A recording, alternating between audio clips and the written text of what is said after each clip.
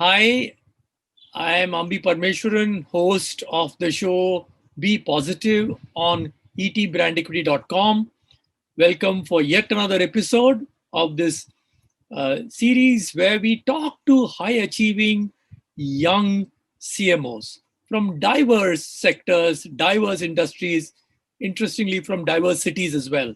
So, this show is about tracing their career, the successes they've had, the challenges they've faced, and how they overcame all these challenges to rise to the top of their organization. So today we have a young achieving CMO, Sunder Madakshira, the CMO of Adobe. Hi, Sundar. Welcome to the show. Yeah, hi, Ambi. Thanks for having me on the show. It's been a pleasure. Personally, it's been a fanboy moment for me, Ambi, to be speaking with you. After having virtually grown up in the marketing industry in India, listening to all the lovely anecdotes about from your clients about the lovely work that you did for them, as well as devouring on all the 6 books that you've written. So, Thank you. and Thank you, Sundar. thank This you for show having me is here. sorry. This show is not about me. It's about you. Okay. So don't turn the table on me. Uh, okay. So Sundar, from what I understand, you had a fabulous, career journey starting in FMCG marketing and then went into tech marketing. And then now you're in one of the most hottest uh, software tech companies in the world, Adobe, which anyone who's in marketing and marketing communication cannot live without. I mean, the Photoshop and all that stuff which you guys have done to make our life easier or difficult, I don't know, but but we can't live without Adobe. And I'm sure we will learn a lot by talking to you about your career journey and how you stayed positive and uh, rose in the marketing organizations you work. So this show is about being positive. The show is about irrespective of whatever challenges the world throws at you, to stay positive. Before we get into your career, Sundar, we'd like to get the viewers get a flavor of your where you grew up, your childhood, your school. Was it all in Bangalore? Was it in uh, Karnataka? Where was it? Ambi, I come from a family of 4. My father was an Indian Air Force officer. He's a retired wing commander, and my mother was a housewife. And myself and my younger brother, the 2 kids in the family. So my father, being in the Air Force, we have traveled the length and breadth of this country. I can safely say that we probably visited every state in India, and it was a fabulous journey for my brother and me, because I think we got an opportunity to learn from virtually every state, learning the language, or let me put it, trying to learn the language, understanding the culture, understanding the music, which I'm very, very passionate about, and being with people of all types, and just learning and absorbing the country. I think somewhere there, that's when I think the pride about the country, and coming from a family where the father was in the Air Force, that thing about nationalism and patriotism was very, very natural. Grown up on a lot of stories about wars that India has fought and won, and all the stories of bravery. So when you say, yeah, are you from Bangalore and Karnataka? One state that we probably spent fairly less time was Karnataka and Bangalore. But after I finished my schooling, which was largely in the Kendriya Vidyalayas all over the country. Okay. So that was a fantastic experience. Delhi was all about the Bal Bharati Air Force School on Lodi Road. That was the only non-KV that I've studied till in my schooling. After that, of course, engineering happened, and that's when Bangalore happened to us. So even after that, I've got opportunities to travel outside and work outside Bangalore. So that's a little bit about how it But was. your name, Madakshira, is what? Is a Yeah, Kannada name? Is it a yeah. It's a yeah? small town, which it's a family name now, but it's also a small town on the border between Karnataka and Andhra Pradesh. Oh, nice. It's a small town, and that's the ancestral home that we had at one time. And from then on, of course, many generations we've been in Bangalore. I think for me, childhood, when you talked about childhood, one is, of course, Kendriya Vidyalaya, which I'm very, very proud to be part of, along with probably millions and billions of children, I don't know, over the years. I think the other thing that comes to my mind are trains, because we spent a lot of time on trains moving from one place to the other. So if you ask my brother and me, what are the best memories I have of childhood, it is probably my grandfather's house in Bangalore and being on trains. And so we used to treat trains as human beings. We thought trains were human beings. How, how was that? This is very interesting. Tell me. Yeah, trains, we always thought the engine was the head of the family, the patriarch or the matriarch. So if it was a steam engine, it was a matriarch. It was a diesel engine, it would be a patriarch. And then all these were imaginations. Today I wonder why we thought like that. And all the bogies were all the other members of the family. Nice. And we would follow our father wherever he went. Probably that was the analogy which was there. And it was great fun being in traveling by trains all over India. Yeah. So how come you went to engineering? How come you did not go into the armed forces or the Air Force? What happened? Normally, I know either you or your brother must have been prodded by your father, right? Yeah, actually, his opinion was that if somebody were to join the Indian Air Force, he should join as a pilot. And then it was my mother said that no, there's no way her children would join the Air Force as pilots. So if you drew the Venn diagram between the two opinions, it was a null set between the two. And I think it was my parents got married when they were very young. And from then they've seen a lot of deaths happening because of air crashes. I think we had a unusually high percentage of crashes in our lives, which we have seen a very, very close family dying. And, so I think that had a fairly deep emotional impact. But it is, once you're a defense kid, Ambi, you're always a defense kid that never goes out of you. So it was fantastic to be there. Yeah, he did prod us, but only as if you were prepared to be, engineers. Only if you were prepared to be pilots. Engineering happened because I think there was a natural flair I had for systems and calculation and analytics and so on. So I joined the industrial engineering course. There was a book, at RV Engineering, yeah, right. RV College of Engineering, yeah. At those days, and continues to be one of the best engineering colleges. And fortunate that at that time we came back to Bangalore and I joined RV College of Engineering, and I graduated in the industrial and production engineering.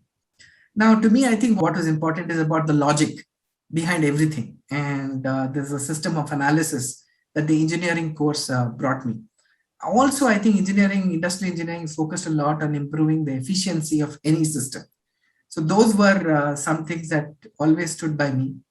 And I was then fortunate to work in one of the best engineering companies in the world, Caterpillar, where I started my... Oh, you worked with Caterpillar. Okay. That's right.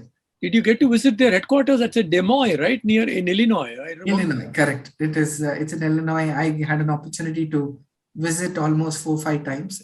It was a fantastic experience because I think my wow moment was that all these small engineering gadgets that we saw in textbooks were now blown up to be 5 times my height.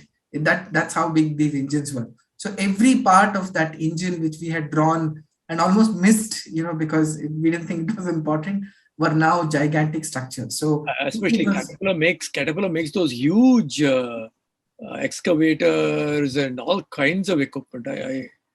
Yes. And it's a legendary company, right? I mean, including a lot of lessons in terms of branding as well, right? The yellow color, the branding of cat, and how they also have a lot of products, right? Shoes and jackets and all that kind of stuff under the cat. How long was the Caterpillar experience? It's for about 5 years. I spent a couple of years abroad and here, the balance in setting up a new plant for Caterpillar in India. But I think I also, as you rightly mentioned, I think the power of the brand, right? It is a diesel engine manufacturing company. Everybody knows it that way. But the brand extensions that they did, Ambi, was very interesting. Everybody wanted a piece of Caterpillar at home. But for that, you can't really buy a bulldozer and keep it at home. That was one of the products that they made, or a submarine for that matter. So what they did come up with was a complementary chain of products, small things like jackets and uh, shoes. Caterpillar shoes are very popular in the United States and other parts. So to me, it the whole journey into marketing actually started in Caterpillar when I was questioning why would they want to do something like this. And they finally I got an opportunity to visit their branded house in branded shop in Illinois and one in Boston. And that's when I really understood what the power of branding and what it can actually bring to the table. It's an amazing story, right? I mean, you're a earth moving equipment, you're a harvester manufacturing company. And then you take that brand and put it onto shoes, put it onto jackets, put it onto caps, and suddenly you've made the brand so much more human than what it would have been otherwise. So it's a legendary brand, and I think so. This was what, 5 years at Cat, Yes, at Caterpillar, yes, that's right. and then what happened? The MBA bug bit you. Yeah, so I thought, I needed a formal education in marketing.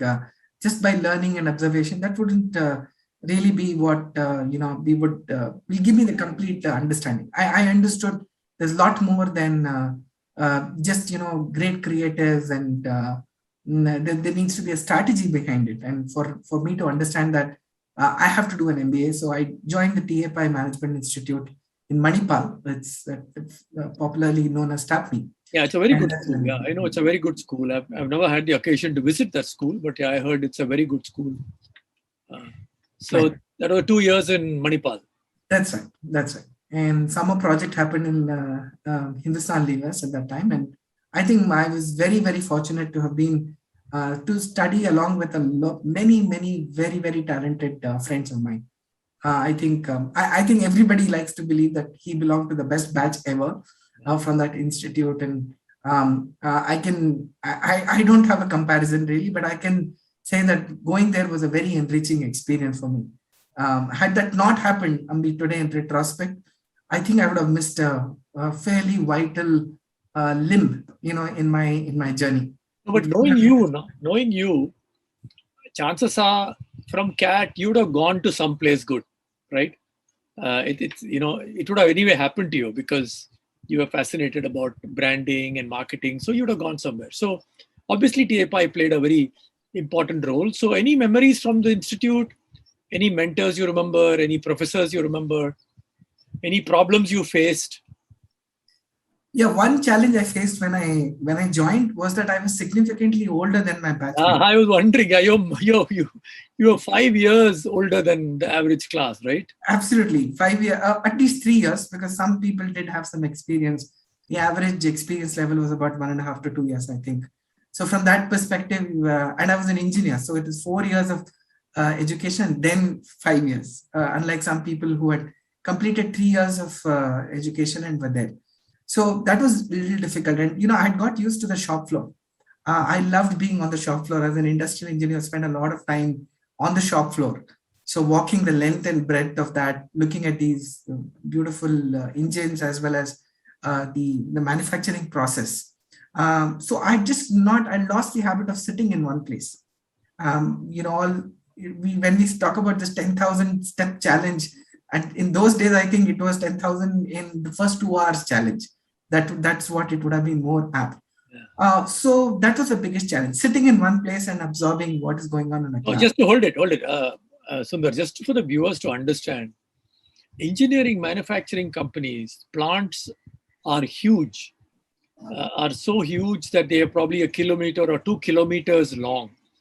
So if Sundar starts, walking up and down the Caterpillar plant, he'd have spend 2 hours, just going from one end of the plant to the other end of the plant. So I can well imagine, if you're walking up and down, people don't understand, unfortunately, we don't understand the size and scale of some of these engineering companies. Like I spent a lot of time working on the Tata Motors business, and we used to spend a lot of time in the K block.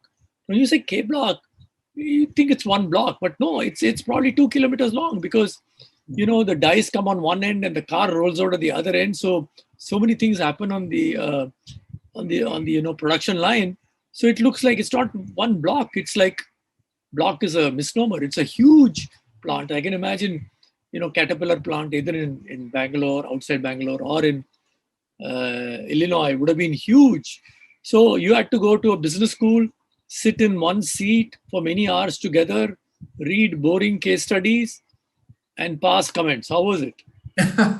Yeah, it was very interesting. I think the way I looked at most case studies, and some of the other students who were probably more experienced from an organization perspective, I think we found it, we had a different perspective. There was no doubt about that. But I think I must say that, Ambi, I think it was really my batchmates who made me feel very comfortable. And there were certain subjects that I wasn't particularly good at. Financial management was one of them. And, that's why I married a chartered accountant. So now they made me feel very comfortable with those courses, especially. And slowly, I think, I think my director at that time said something very nice. He said, look, after 2 years, they will become a little like you and you will become a little like them. So I think it was fantastic. And the quality of faculty that we had, very inspiring. I think today when I look at the topic of marketing, Caterpillar did teach me a lot. And of course, there was the experience that was there in the field. But I think the faculty made a very big difference in terms of inspiring us. A lot of people who told us great stories about great brands. So somewhere there, I think the worm or the bug of branding was sown at that point in time. Any professor? Okay, before that, you were 5 years older than the others. So, in our batch, these guys and I went straight from engineering to MBA. So there were these older guys, and you end up, at least in every batch, one guy is called Mama because he's significantly older. I think. So were you ever called a Mama? You look so young. You must have looked very young even then. So just as an aside.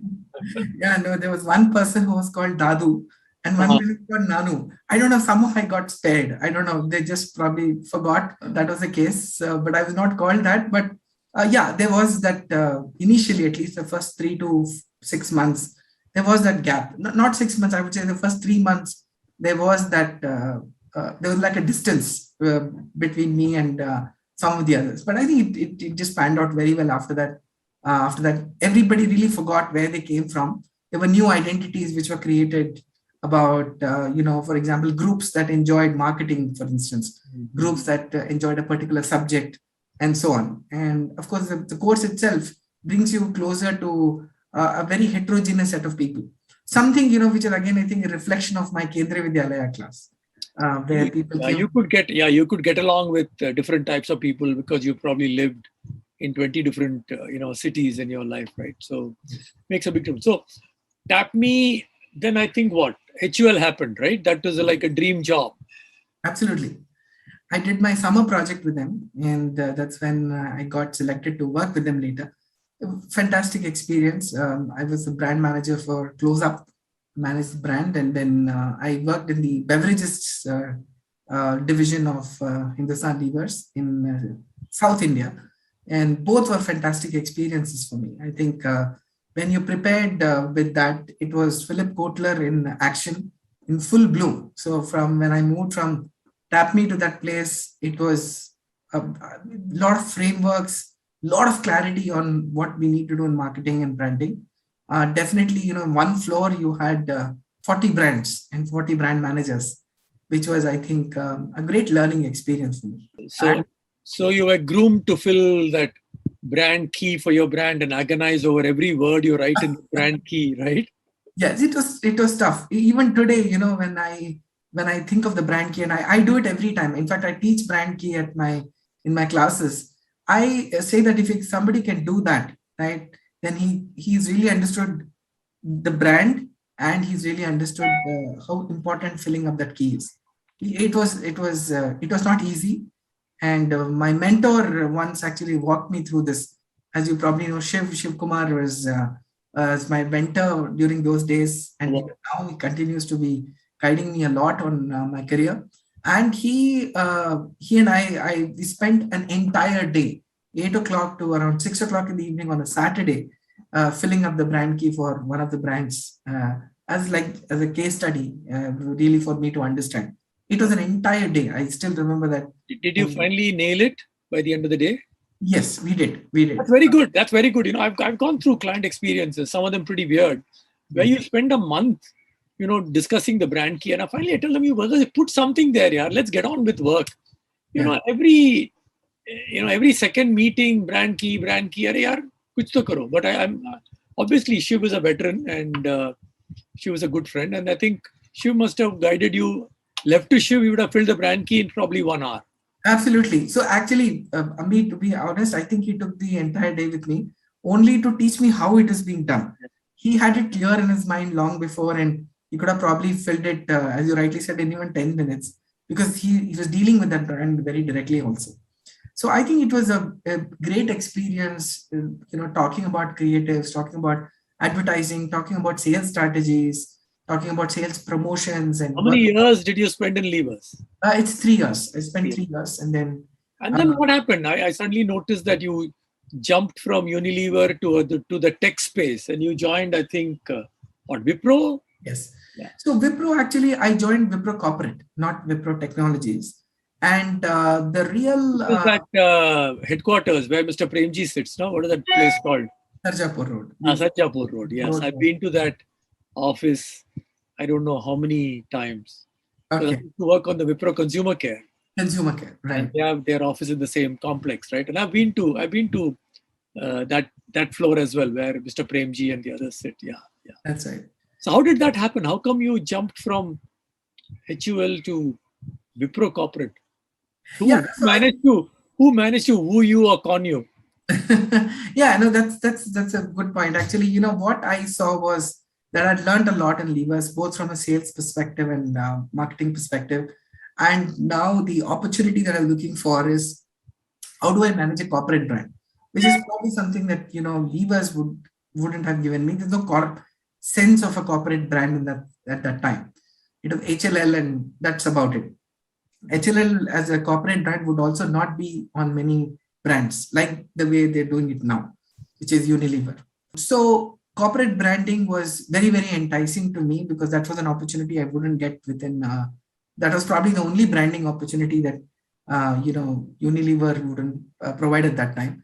And also I was looking for an exposure into topics like public relations, as well as things like we would be about things like corporate purpose, or what we call as CSR, is something that I was not exposed to. These were two areas which I was looking for to learn. And Wipro Corporate Brand was looking for a Wipro Corporate Brand Manager, because they had just launched the Applying Thought logo. So were you reporting to Vineet Agarwal or? Yeah, Vineet had moved out of that position after the brand was launched, and that position was taken over by a person by name Anurag Behar, who headed that corporate functions, and brand was one of them. So we were the team which was brought in together to then roll out the whole program across many stakeholders. One interesting thing that happened in Wipro, which I had not actually thought it would come my way, was to recraft the organizational values or the brand values. We wanted to look at both of them together and not as separate ones, which we said we laid down a set of values for the company, but has time come to revisit and recraft them. So almost a year and a half of effort to talk to more than 2,000 stakeholders across the world in wherever Wipro was operating, and then arrive at a set of values that we could probably make it organizational values as well. So this was something that really came our way. So Wipro is again a company which I was been associated with for many years, and I have a tremendous amount of respect and regard for the values which Wipro stands for. I used to work on Santur and Chandrika and a whole range of brands and Vineet continues to be a very good friend, but Vineet was a client, and I think they stand for amazing value. So you spent how many years in Wipro? I spent 3 years in Wipro, and it was a very interesting journey. And there were, after that, a short stint at Infosys. And then I moved to Symphony Services. Those days it was called Symphony Services. Now I think it's called Herman as an organization. And then SAP happened. SAP was for 5 years. I was a vice president for marketing and communications. That was probably one of the a fantastic opportunity, because we launched the SAP Hana. It's a platform from India, and it was a wow moment for everybody in India, and of course across SAP world. This was the next big bet for SAP at that point in time. So very interesting journeys all across. Just to pull back, you started by working on products like, first you had the background of Caterpillar, and then you started working on toothpaste and say tea, and then you went to, technology brands like Wipro, and then to SAP, which is ERP system, very complex. So the entire marketing communication tools and things we use will be very, very different, right? So how did you launch SAP HANA in India? Was there a big mega event, or how was it done? Yeah, so you're right. I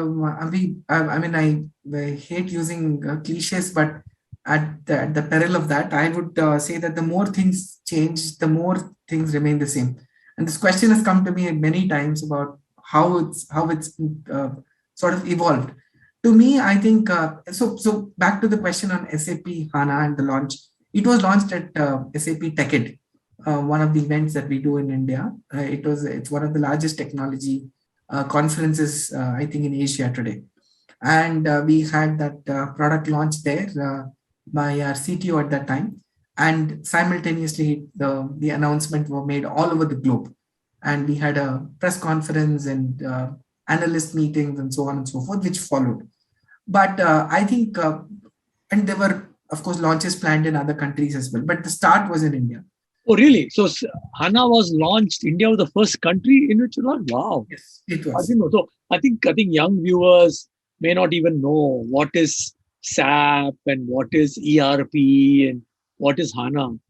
But they will, if they join any company, they will be indoctrinated into, entering everything on the SAP system. Because SAP probably has a dominant market share in ERP in India, right? That's right. That's right. So I think, so you're right. It was something, and that also goes to show the maturing of the Indian market to even absorb products like this. It was a recognition of the fact that India technology industry has grown, and we have skipped a few generations in between to leapfrog into the next generation of technology that is available.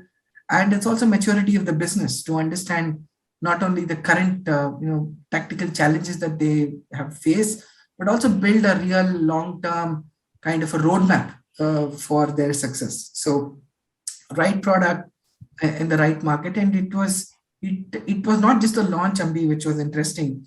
It was also the way the Indian market absorbed new technology and how how quickly companies adopted to changing parameters.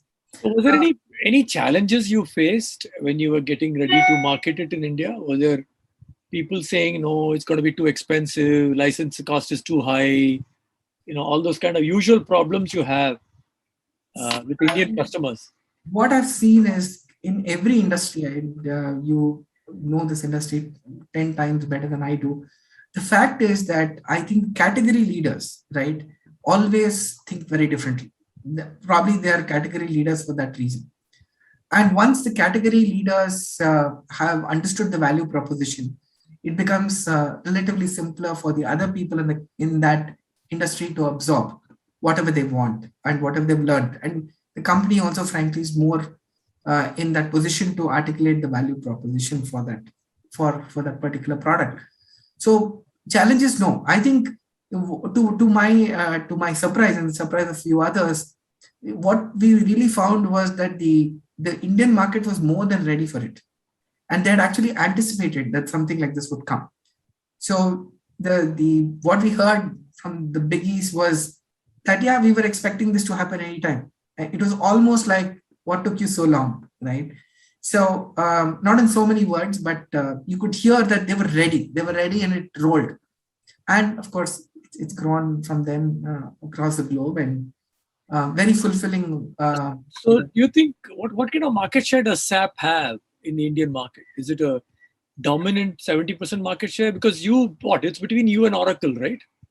Yeah, You have SAP and Oracle, no?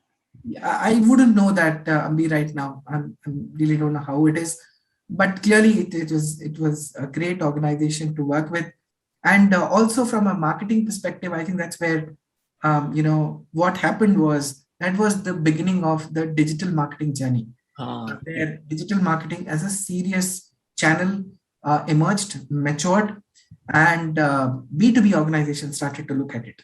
So that was when the organizations also started thinking very seriously about how they will invest and what will be the roadmap for marketing through the digital channels. And one question that we got started on, but we didn't complete the answer, probably was, in all these organizations that I've worked, one thing that at the end of the day, I think if there are 3 points that always stand out, is that it's common, absolutely common, is the fact that it is the customer experience which really matters at the end of the day. And I can give you loads of anecdotes about how it happened in different industries, but it's all about how you make the customer feel in all these things, in all these scenarios that I was there. Second thing was about the data-driven, opportunity, right? When you look at a successful company like a Unilever, and later on with SAP, and now with Adobe, I can safely say that extremely data-driven, which provides that kind of an objectivity and so on. Third thing is about marketing agility in my current role, and this is an experience that I've had. Marketers, I think, sometimes take too much time to pivot, even when the writing on the wall is very clear. And you, of course, know the famous quote by Kotler, where he said that markets change faster than marketeers do. So, and it's one of the things that marketers always look for is agility. So when I go back, what is common in all those experiences in those opportunities where we were agile, and we woke up and actually understood our customers and consumers better and shifted to where our target audience is, I think we've always been successful. So tell me, you said very rightly that digital marketing has come of age, and B2C was having fun in digital marketing. They're making these videos and having fun. And I know companies like SAP and of course Infosys and TCS, they've all used digital in a very interesting way. So tell us something which, maybe some content marketing stuff you did, or something which SAP could have did, which our viewers will be interested in knowing. Yeah, there were a lot of things that happened during that period. One, as I said, was about educating, right? Education as a branding tool works very well in the technology sector. There are a lot of people who really want to know more. And if you are one of the first movers to educate them, then you will always be remembered for, you get the credit for educating them on what this is at a very fundamental level. So there was a lot of effort made to educate people about how they should make choices, right? So a lot of video, very, very interesting video content, a lot of great creatives that were made, and these masterclasses on ERP were created for people to absorb and understand at different levels, at the practitioners level, at the decision makers level, and of course at the CFO and the CIO and the CEO level in organizations. So great work, again, panning across many campaigns that were driven on the launch of the product, as well as other topics as well. So I think, one can go on and on about what So all happened. then from SAP, how come the move happened to Adobe? Was it? Yeah, so I think one thing was that I was looking for was in between. I used to work with the product division of Infosys called Edgeworth. I was there as the CMO for a couple of years, little over a couple of years. And then, of course, Adobe happened. So what really excited me about Adobe was one was I think the values of the company, right? It was very, very clear to me, even in very initial discussions, that the company was grounded on some values. For example, about how it was marketed, how things were, how senior leaders in the company interacted with prospective employees, right? These were, I think, very, very evident when I started talking to them. There was a very nice, warm feel about the organization. And everything that you heard was very authentic. That's one of our values, organizational values. Adobe is based where? Is it based in Silicon Valley or is it based in? Yeah, it's headquartered in San Jose, Okay. and we have offices across the globe. In India, we are based in Noida and Bangalore, and we have offices in Gurgaon and Mumbai as well, the satellite offices. What is your day job at Adobe? So it's very clear it's about enhancing the brand for Adobe in India, as well as building the business pipeline for us to go close opportunities. So I handle a specific part of Adobe, which is called the digital experience product. So you mentioned about our creative suite, which is Photoshop and Premiere Pro, etc. I handle the business which is got to do with Adobe Experience Manager, Campaign, Target, Analytics, and Experience Platform, and so on. So that's the part of the business which actually helps our customers deliver the customer experience on the digital platform. Be able to analyze your campaign, design your campaign, analyze it, whether it's hitting the right audience, whether you're getting the necessary outcomes, have your website run on an intelligent platform, be able to collect data for you, and so on and so forth. So you do you offer the full stack, which means analytic tools, the whole works, right? You have the equivalent of a Radian6 and all those kind of things, right? Yes, so it's the complete suite of the digital marketing end to end. That's what we say, that make every experience, make every business an experience business. That's exactly what I have learned in my life as well.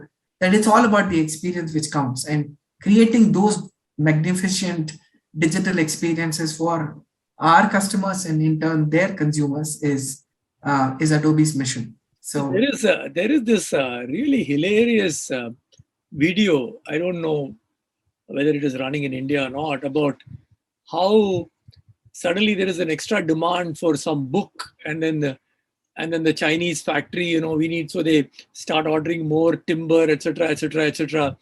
And then you realize it's really some baby who's sitting and clicking on this order button. And the question is, Adobe will help you understand whether the demand is real or whether the demand is fictitious. So absolutely. So I think, Ambi, I think the importance of judgment in marketing will always be there. The marketer still has to think. I don't think that's unfortunately not something that you can outsource. But today, what you need definitely is, on what basis do you make decisions? On what basis do you make shifts? And these have to be grounded on some kind of realities, right? But today, if you go back and sort of look at what happened 25 years back, there was a very, very systematic way of collecting data on a constant basis through, purchase basket analysis, market researches, habits and attitude studies that you would do, and so on and so forth. All of them were there. But today, if people are on the digital medium, whichever medium might be, now you need to have a substitute for in which you are actually trying and analyzing where your customers are, and then you have to be present on those platforms. To be able to do that effectively, I think you need tools. The scale of organizations has increased. The number of channels has increased today. And you need to be able to make a consolidated, take a view or in a consolidated manner, and then, make a decision. That's what we are all required to do. And unfortunately, you don't have the time. The cost of media today is higher than ever before, at the least efficacy, if I may say. If that's the case, then you need to be able to pivot. If you're on the wrong track, you just can't go on doing it. Continue on the wrong track forever. You need to have, today, thanks to the digital medium, you're able to substitute whatever you want. Yeah, and I think On a better the whole campaign. digital medium is about experimenting, running multiple campaigns and finding out which campaign is delivering what, etc., etc., which is what your suite of products will help customer get to grip of. So coming to the last, just about 2 more minutes, and then we'll be off. But right through your career, any mentors you remember? And you mentioned Shiv. Are there any other mentors you go back to when you are stuck, when you have a block? So anything you want to tell us? Yeah, sure. So Shiv has been a great mentor. I also look upon Malavika Harita, who used to head Sachi and Sachi, whom I'm sure you know, and many of the viewers would be very, very familiar. She was my teacher. I started off as a student in Tapni. Oh, okay. Yeah, I know her. Yeah. I always look upon her as my mentor and run a lot of ideas, run a lot of things by her. And that's what also inspired me and me to teach marketing. So 1 year after I graduated from Tapni, I've been teaching. It's been almost. Yeah, Sundar, it's great. So I should share this little bit about my own self. I was inspired to get into teaching by Subrato Sengupta. Wow. Okay. He used to teach us at IIM Cal. He also used to teach in IIM Ahmedabad. And I remember my good friend KBS Anand of Asian Paints telling me that is the only course he remembers that he learned in IIM Cal. So, that gave me the idea that I should also spend time teaching. And I'm good to know that, Malvika has inspired you to get into teaching. And I think may more and more young people like you, get in and fill the shoes of us guys who are now antediluvian or Jurassic or whatever. So great to know. So Shiv, Malvika, anyone else you want to do a hat tip? Yeah, actually, there's one person whom we all know, but not from the field of business, who's again inspired me a lot. I think it is the great singer MS Subbulakshmi. Again, thanks to my stint in Chennai, I was virtually her neighbor in that place. Oh, lovely. Had many opportunities to meet her. And, when I met her, she had actually stopped singing. She was pretty old and had stopped singing. But just being with her for, hours together was so great. Just looking at her demeanor, the ability and the passion that she had for music, even at that age, even after she was a Bharat Ratna, she was so humble. I think that kept me very grounded on learning. She was so hungry for learning. Anybody would come and, ask her to teach them a song. She would in she would turn back and say, why don't you also teach me a song? And she was very genuine about it. It was not just meant to be a smart remark or anything like that.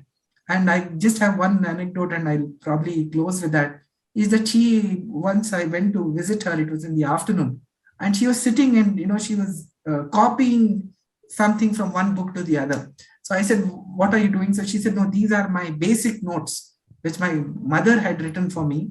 And I feel that this notebook has become too old, and I have to keep it, safe. So I have to copy it into another notebook so that if something happens to this book, the other book will be there. And she was 84, and Wow.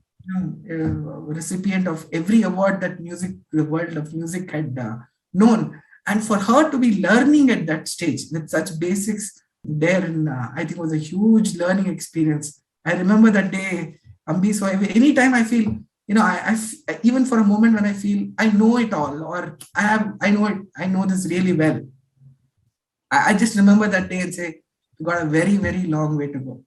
That's a awesome story to end our conversation, because I'm also a Carnatic music fan, and I'm a big fan of MS Subbulakshmi, and she is as close to divinity as you can get in music, and richly deserves every single award she's got. So, any last advice to the viewers, Sundar? I think I'm no one to give an advice to anybody, but if I can share one thing that I've learned in my career in marketing, is that never lose an opportunity to interact with a customer at any stage. We can talk about market research till tomorrow morning, but I think there's no substitute to you going out there in the market. Whether it is selling tea, I think going from tea shop to tea shop, doing 40 calls a day has taught me more about the tea business than all the rims and that were written on the tea business. And today as well, I thoroughly enjoy interacting with at least one CMO every day because they're all our customers. And just looking at the fabulous ambition and roadmap that they have for their products, I'm truly in awe. So I think there is no substitute to talking to the customer and understanding from him and or her directly. So that's the only piece of advice within quotes I would like to share. Thank you. No. I think it's a kind of a constant refrain we're getting from all the high achieving CMOs you've been talking to, that you can't be a marketing expert if you don't spend enough time with the customer, whether it is a CMO in your case or whether it is a tea shop, owner in the case of tea. So let me, Sundar, thank you very much for joining us on this show. And it was great talking to you, your journey from being a Air Force kid to Kendriya Vidyalaya across 20 different cities to engineering, and then the great story about your walking up and down the Caterpillar plant to your, MBA at TAPME, and then a great career spanning, HUL, my favorite company, Wipro, Infosys, and then of course SAP, and then now Adobe. So Sundar, once again, thank you for joining us. And to the viewers, hi, I am Ambi Parameswaran signing off. This is you're watching the Be Positive show on etbrandequity.com. So thank you very much for watching and have a great week ahead.